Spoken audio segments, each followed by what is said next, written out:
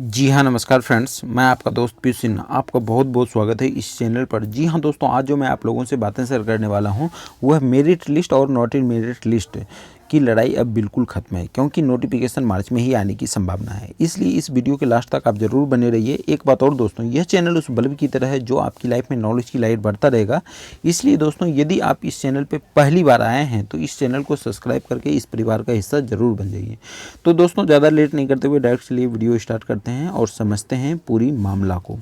देखिए दोस्तों, जब बीएसईबी के माध्यम से बिहार एसटीटी 2019 का पेपर लिया गया था, पेपर लेने के बाद जब रिजल्ट आया 12 मार्च 2021 को, उसके बाद सब कुछ सही चल रहा था, सारे बच्चे क्वालिफाइड थे और सारे की जॉब पक्की थी। बिहार के शिक्षा मंत्री के अकॉर्डिंग, जैसा कि इन्होंने स्टेटमेंट दिया था उसके अकॉर्डिंग सारे बच्चे खुश थे। लेकिन जैसे ही 3 सब्जेक्ट का रिजल्ट आया 21 जून को, उसके बाद से मेरिट लिस्ट और नॉट इन मेरिट लिस्ट 2 भाग में गवर्नमेंट ने डिवाइड कर रखा। और जब डिवाइड हो गया 2 भाग में, तो दोनों अपनी अपनी बातों को, मांग को लेकर के आगे बढ़ा। मेरिट लिस्ट वाले का भी कहना था कि मुझे जॉब चाहिए, नॉट इन मेरिट लिस्ट वाले का भी कहना था कि मुझे भी जॉब चाहिए, क्योंकि आपने ही तो कहा था 12 मार्च को कि सारे बच्चे क्वालिफाइड हैं और सीट से भी कम ही क्वालिफाइड हैं, तो सबकी जॉब पक्की है। जब आप शिक्षा मंत्री होकर के इस तरह से बातें कर सकते हैं, तो फिर अभी नॉट इन मेरिट का मामला कहाँ से आया? तो ये इनकी भी बातें सही थी, क्योंकि नॉट इन मेरिट लिस्ट वाले का भी कहीं से ये न्याय दिखता नहीं है इस तरह से करना। तो मेरिट लिस्ट और नॉट इन मेरिट लिस्ट को, दोनों को आपस में गवर्नमेंट ने लड़ा दिया और यह मामला 1 साल तक चला। और जब 1 साल अभी हुआ, तो जब अभी स्कोर कार्ड देने की बातें आई, यहाँ भी यह मामला अभी चल ही रहा है। मेरिट लिस्ट और नॉट इन मेरिट लिस्ट का लड़ाई अभी ख़त्म नहीं हुआ है, लेकिन यह ख़त्म अब होने वाली है। कैसे?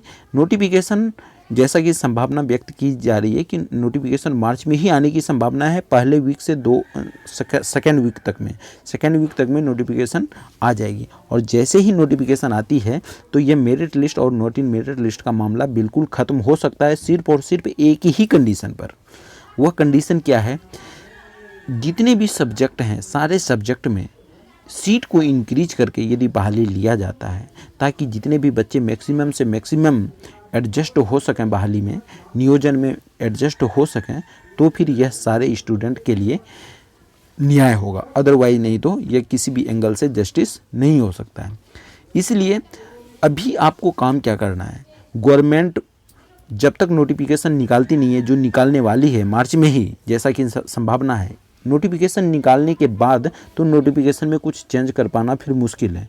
इसलिए जब तक नोटिफिकेशन गवर्नमेंट ने निकाला नहीं है, तब तक हम आप स्टूडेंट एक साथ एक प्लेटफॉर्म पे आकर के गवर्नमेंट पे इतना ज़्यादा प्रेशर बनाना है, चाहे वह उनसे विजिट करके हो, चाहे मेल करके हो, चाहे ट्विटर से हो, ट्विटर कैंपेन हो, चाहे ट्विटर कैंपेन को टैग करके हो, जैसे भी हो, गवर्नमेंट पर इतना ज़्यादा प्रेशर बना देना है कि जितने भी बच्चे क्वालिफाइड हैं उतनी, उससे कम सीटें आपको नहीं निकालनी है, उससे ज़्यादा सीट निकालना है, लेकिन कम ना निकालना है। यदि सीट एक बार अच्छा खासा निकल जाता है सारे सब्जेक्ट में, तो फिर यह मेरिट लिस्ट और नॉट इन मेरिट लिस्ट का बिल्कुल लड़ाई बिल्कुल ख़त्म है। यह लड़ाई फिर रहेगा ही नहीं, क्योंकि यह दोनों बच्चे अपनी अपनी मांगों को लेकर के आगे बढ़ रहे हैं, और वह जायज़ भी है।